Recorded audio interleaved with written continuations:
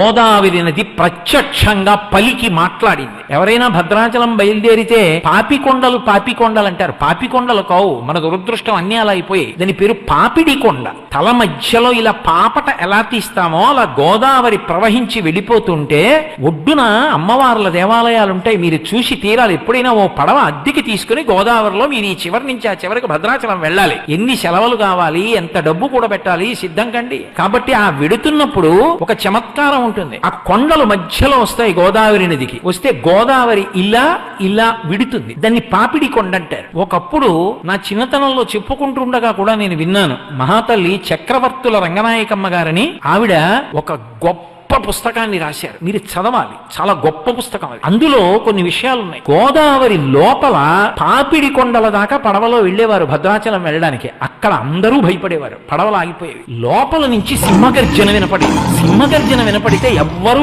ఏమీ మాట్లాడకుండా పళ్ళెంలో ఎక్కువ కర్పూరం పెట్టి గోదావరికి హారతిచ్చేవారు. హారతిస్తే ఆ బుడబుడ చప్పుళ్ళు, పెద్ద పెద్ద బొబ్బలు, సింహగర్జనలు ఆగిపోయేవి. ఆగిపోతే ఆ పక్క నుంచి పడవ భద్రాచలం వెళ్ళేది. ఏంటి ఎందుకు వస్తుంది ఇలా?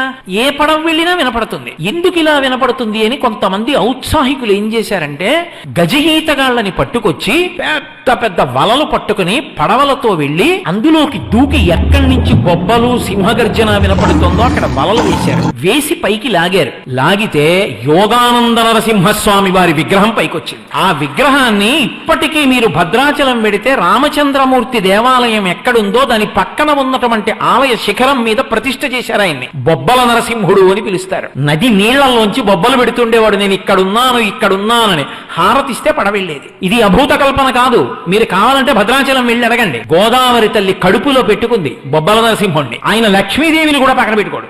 యోగానంద నరసింహుడు యోగంలో ఆనందం అనుభవిస్తూ ఉంటాడు. అందుకే అర్చనకి మరి సశక్తియుతుడైతే తప్ప కుదరదు. అందుకని లక్ష్మీదేవి ముద్ర ఉన్నటువంటి బంగారు మాడ ఉన్న హారాన్ని ఆయన మెళ్ళో వేసి అర్చన చేస్తారు. మీరు ఇప్పటికీ వెడితే చూడొచ్చు.